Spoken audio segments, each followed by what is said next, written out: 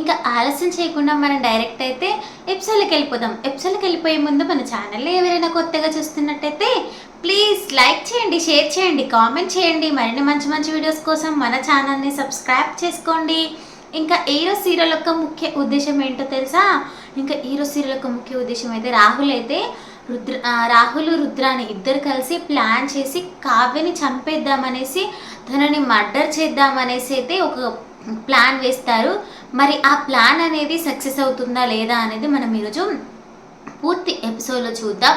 మరి ఆ ప్లాన్కి అనుగుణంగా ఏం జరుగుతుంది అనేది చూద్దాం. ఇంకా మరి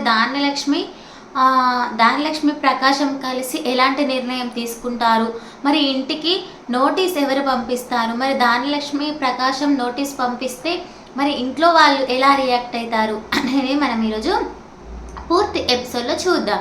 ఇంకా సీరియల్ కంటెస్ట్లో భాగంగా వెళ్ళినట్టయితే ఏం జరుగుతూ ఉంటుందంటే, సీరియల్ కంటెస్ట్లో భాగంగా వెళ్ళినట్టయితే ఆల్రెడీ ఆ నందాని ఎవరు అనామిక చంపేస్తుంది. చంపేశాక అనామిక తన బాయ్ ఫ్రెండ్ ఇద్దరు కలిసేసి నందాని చంపేసి వాళ్ళైతే చెస్ బోర్డ్ ఆడుకుంటూ ఉంటారు. ఇంకా అలా చెస్ బోర్డ్ ఆడుకుంటూ ఉంటుంటే ఇంకా అనామిక తన బాయ్ ఫ్రెండ్ని చెక్ అనేసి అన్నాక ఓ నో అనేసి తన బాయ్ ఫ్రెండ్ అంటుంటే, చెక్ పెట్టాక తీసేయడం అది నాకు నేను ఒకసారి అనుకుంటే అది నాకు సాధ్యమే, అసాధ్యం కాకుండా ఉండదు అనేసి తను మాట్లాడుతూ ఉంటుంది. ఇంకా అలా మాట్లాడుతూ ఉంటే తన బాయ్ ఫ్రెండ్ అంటాడు, సరేలే ఇప్పుడు నెక్స్ట్ టైం ప్లాన్ వేద్దాం అనేసి అంటే, అప్పుడు అనామిక అంటుంది కదా, నేను వేసే ప్లాన్ ఏదైనా అసలు దాన్ని మిస్టేక్ కాకుండా చేస్తాను, అది ఏదైనా మంచిదే. ఇంకా నెక్స్ట్ టైం ఉంది, ఆ నందగాడు చనిపోయాడు, ఇంకా ఆ 100 కోట్లు ఖచ్చితంగా ఆ 100 కోట్లు వీళ్ళు అప్పు కట్టాల్సిందే. అంటే తన బాయ్ ఫ్రెండ్ అంటాడు 100 కోట్లు తన ఆస్తులన్నీ తాకట్టు పెట్టినా కూడా రాదేమో కదా, అంటే తాకట్టు పెట్టకపోతే అమ్ముకుంటారు, వాళ్ళు రోడ్డు మీద పడాల్సిందే కదా అనేసి అనామిక అంటూ ఉంటుంది. ఇంకా అలా అంటూ ఉంటుంటే,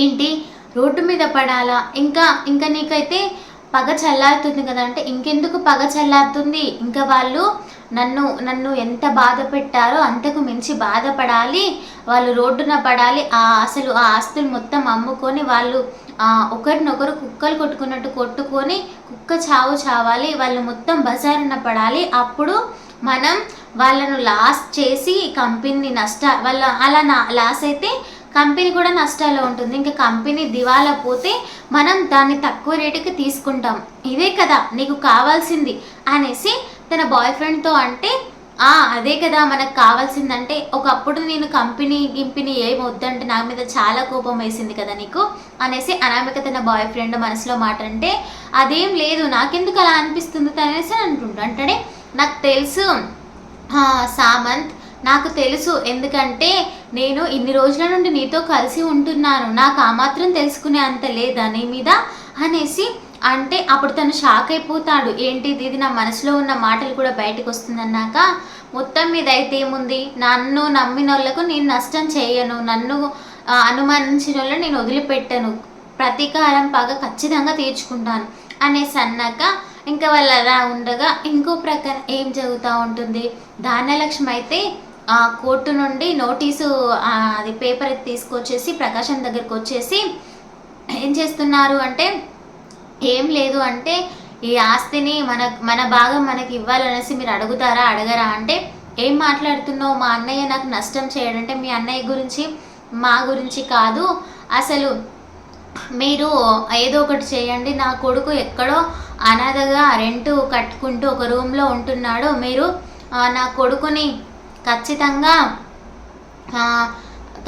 మన వంతు మనకి ఆస్తి ఇస్తారా లేదంటే రోడ్డు మీద పడేలా చూస్తారా అది ఇది అనేసి అన్నాక, ప్రకాశం అయితే అస్సలు ఒప్పుకోకపోతే ధాన్యలక్ష్మి ఒక నిర్ణయం తీసుకుంటుంది, అదేంటంటే తన మెడలో ఉన్న తాళిని తీసేసి నేను నీకు 3 నిమిషాలు టైం ఇస్తున్నాను, 3 నిమిషాల టైంలోపు ఈ పేపర్ మీద సైన్ చేస్తానేమో నోటీసు కోర్టు నుండి నోటీస్ పంపించినట్టు సైన్ చేస్తానో లేదంటే చాతగాని మొగుడికి నాకు వద్దనేసి నా మెడలో తాళి తెంపించేయండి, ఇంకా నేను చాతగాని మొగుడుతో నా భర్తతో నేను ఇంకేం మాట్లాడలేను, మీకు కూడా మాట్లాడే హక్కు లేదు అనేసి ధాన్యలక్ష్మి అంటూ ఉంటుంది. ఇంకా అలా అన్నాక ప్రకాశం ఏం మాట్లాడునో తెలియక తనైతే సైన్ పెట్టేస్తూ ఉంటాడు. ఇంకా సైన్ పెట్టేశాక ధనలక్ష్మి నవ్వుకుంటూ ఇంకా మన ఇద్దరం కలిస్తే ఏం జరుగుతుందో నేను చూపిస్తాను అనేసి అంటుంది.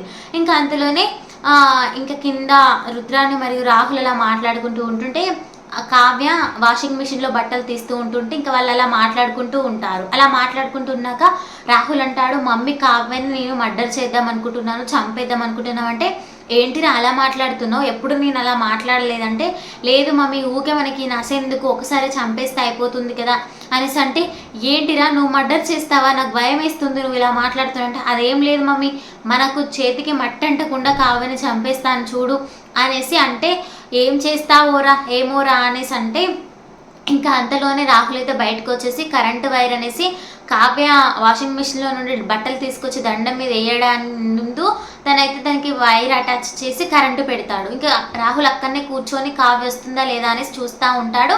కావ్య బట్టలు తీసుకొని బయటకు వస్తుంది. కావ్యకి ఎదురుగా స్వప్న వచ్చేసి నువ్వేం ఆరేస్తావు, నువ్వు ఇంట్లో పనులు ఏం చేస్తావు, మా అత్తతో రేపిస్తా అంటే లేదక్క ఒక్కరోజు రేపిస్తే ఏమవుతుంది అనేసి అంటుంది.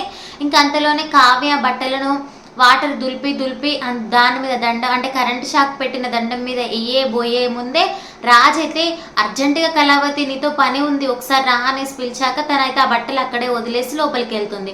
వెళ్ళేలోపు ఇంకా స్వప్న అక్కడ ఉండి చూసి ఏం చేద్దాం ఇప్పుడు అన్నాక రుద్రాని కనిపిస్తుంది. రుద్రాని కనిపించేసరికి రుద్రాని ఆట పట్టించుకుంటూ ఆ బట్టలు ఆరేస్తే మీకు డబ్బులు ఇస్తాను 25,000 అంటే ఇవ్వండి 25,000 ఇస్తే నేను బట్టలు ఎండేస్తాను అనేసి రుద్రాని అంటుంది.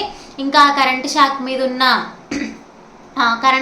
ఉన్న దండాన్ని మీదనైతే రుద్రాని బట్టలు ఎండైపోతే తనకైతే షాక్ కొడుతుంది. తను షాక్తో గిలగిల కొట్టుకుంటే స్వప్న కొన్ని జోక్స్ వేస్తూ ఉంటుంది. ఏంటి జోక్స్ వేస్తున్నావు, నాకు కరెంట్ షాక్ కొట్టింది అనేసి అంటూ ఉంటే తను ఎలా చితకబారుతూ ఉంటుంది.